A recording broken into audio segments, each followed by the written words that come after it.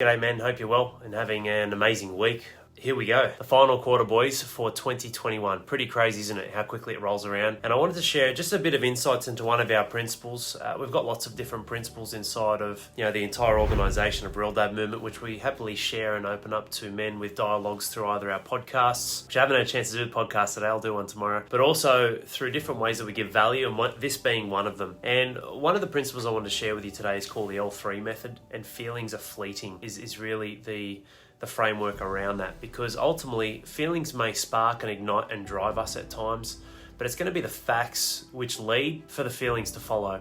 And this was me today. I had I won't say the C word, but I had one of those days where I just felt like I was spinning around in circles. Nothing great was happening. I was falling behind on what I need to do. We're just about finishing build out a phenomenal program called HPF Rebuild, which is a 16-week program that it's incredible. I've never even seen anything like this, but we continually build towards improvement. It's what I love. It's what life is. And I've just been under the pump. Shit hit the fan in a few different areas where my time was taken, time was wasted, shooting some videos. I lost the audio. The audio was gone. The cable was broken. I was like, fuck me dead, man. Like, I was getting that rage, that feeling, because I felt like I just wanted to punch someone's head in. And I say that with respect, It's not that I'm an aggressive man, but I had that inside me when I was younger, for sure. But it was frustrating because I can't stand waste.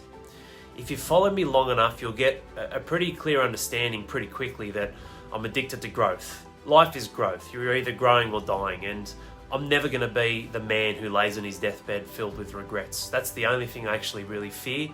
We all experience fear, but I don't express it onto people. I see a lot of expressions of fear going on at the moment. It's not an ideal environment to set mainly ourselves, inside of ourselves, and also for the household, let alone all the other crazy shit going on that we have no control over.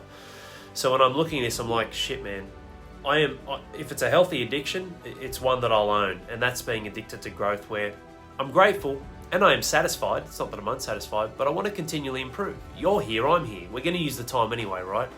Which means, I guess, like the duality of life and the double-sided coin, the opposite side of that is waste. Can't fucking stand waste, man. Like, to the point where today I felt like I was just wasting time and getting nowhere and spinning my wheels.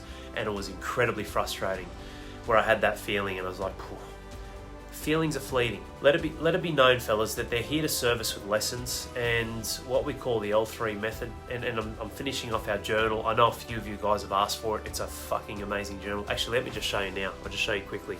Check this out. This is coming out. This is coming your way. Well, it's coming our way to the members first, but we'll have some publicly available versions soon. Unbelievable, man. Like, this journal is fucking epic. It's got our principles in there, but the reason I thought of it is I'll actually show you.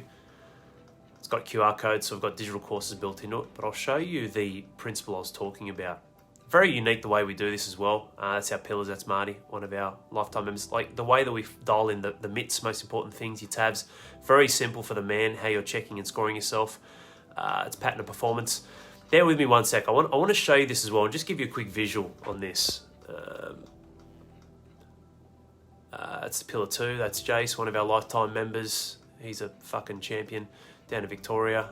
Month 2, do what is right, not what is easy. It's one of the tattoos on one of our mindset coaches, Ribcage, Drew. Pillars of progress, we'll save that for another day. That's an amazing one too. Bear with me, man, I'm nearly there. Actually, there's Drew. Nearly there. The L3 method. It's learn, listen, and leverage. And that's what this is about. Here we go. That's what this is about. Learning, listening, and leveraging. And when we see this, we start to understand that feelings can be fleeting. You must leverage when you're going bad, leverage the feelings to initiate action and change. When you're going well and you feel like you're going well, leverage those feelings to triple down and claim as many victories as possible and stay in that zone. Same with listen. Now, when we're looking at, let's pull this to the side a bit. Listen, when good or bad, you must listen to your feelings and what is going on, because sometimes it's a trigger, it's a pattern, it's a cue that enters your life that you may not be aware of. Listen and learn. Follow up the question. If it's bad, well, what do I need to change or adjust where I'm at? If it's good, well, what am I doing or have done which has resulted in these feelings? Use the above two to learn and reflect over your feelings and experiences, to go upstream and ask yourself, well, what have I learned and implement in my life to reduce or eliminate these scenarios of these feelings which flee? And you've got your happy hormones there, which I've spoken about: dopamine, oxytocin, endorphins, and serotonin. When we're looking at this, men, it becomes pretty clear pretty quickly that our feelings can drive a fantasy land that doesn't actually exist. It exists in here, which creates a lot of confusion and chaos because it doesn't match what's going on out there. Listen to the feelings that are going on in ourselves. Or what put this here? Why are these here? What can I learn from them? And then it takes you into learning, okay, what's the next set of actions I can take? Just like building a habit. There's a cue or a trigger, there's a perceived reward, and there's the action. Is the action wholesome? Is the action moving me forward in my life and in my journey? This applies to your feelings so much because you should never deny them. We're not robots here.